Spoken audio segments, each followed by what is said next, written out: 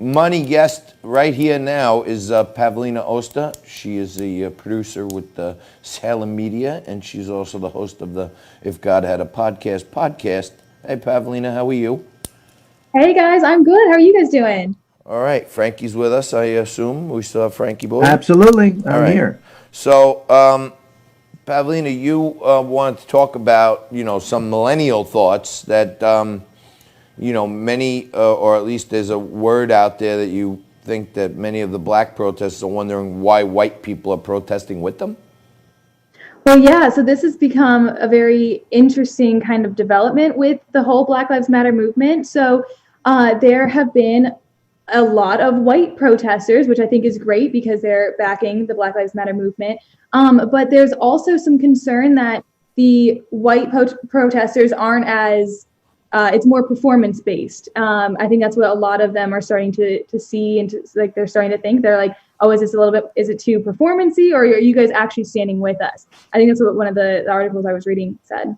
Well, there is an irony, Pavlina, in the fact that police officers in places like Brooklyn and in Jersey City are primarily minority, and at least half the crowd in both Jersey City and Brooklyn, in images that I saw, are screaming at the police, telling them they're racist, where the people doing the screaming are white and the people they're screaming at are black. So to me, it does look as if a lot of these people are going to these things as a reflection of quite liberal guilt and less as a matter of correcting social wrongs. But I realize when you're talking with about thousands of people, there's a diverse array of people, and you could certainly cherry pick white people, black people, whomever. So we'll see what happens.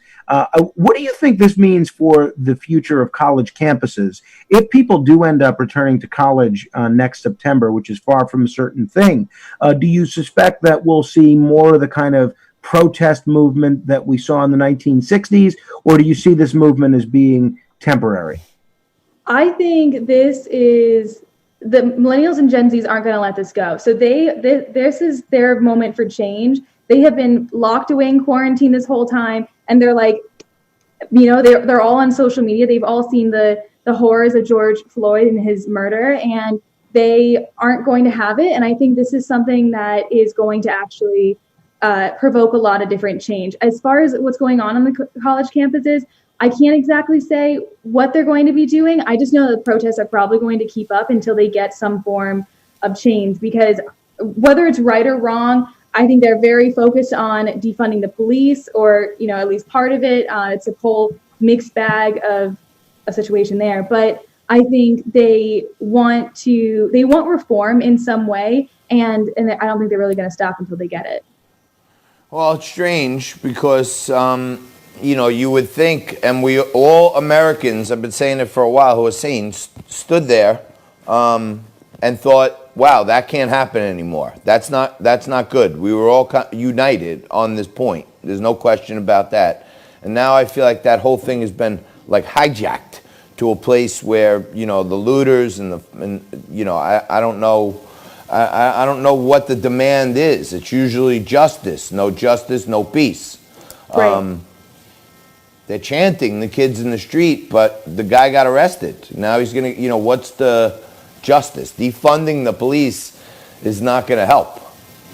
I know, but I think what they want to do, so I have been really fascinated with this whole defunding the police thing, because everything I've been seeing has been just get rid of the police completely. We don't want them at all. They're not helping us. They're all bad. And I'm just like, why not, go through and find the bad apples and get rid of them instead of getting rid of the whole cart of apples, but because being in New York City, I think we need our cops. Like, they are a major part of our safety in New York, and just keeping us from harming everything. And like, who do you call when you call 911 and you need some assistance or whatever? I was watching this John Oliver clip, and he was explaining what they really want with defunding the police. And essentially, it's very socialistic. I think that's kind of the reason it's going past just getting justice for George Floyd. Now they want change. Now they want the whole system to to be reformed in some kind of way, because they're like, this is what happened. It's good that there's justice for this, but it needs to go a step further so it doesn't keep happening. And that's sort of what they're looking for. So the fact that the John Oliver clip that I was looking at, he basically what he was saying, that any kind of homeless issues, mental health issues, kids getting arrested in schools, instead of going to them with guns, going to them with police officers, that would be taken care of under guidance counselors, or there'd be a different way of approaching it, which it's really funny. I actually went to Portugal in, I think August of like last year. And that's exactly what they do. If like people are addicted to drugs, or if they're having some sort of like mental health issue, they are not arrested and seen as criminals. They get therapy. They get, they go to drug rehabilitations and things like that. And I think that's what they're looking for, rather than, drug charges being seen as a criminal offense, or having the police just involved in everything. So I think that's really what they are looking for with defunding the police. And that's why it's going a step further than just getting justice for George Floyd. Got it. Well, Pavlina, we got to leave it there. Thank you so much for the millennial perspective. It tells me a lot. I think of things that I hadn't considered. So you're the best at that. And hopefully I can see you Sunday. Come to the Rock, cover Scott's Flag Art Gallery, and come to the salon for a mani and a pedi.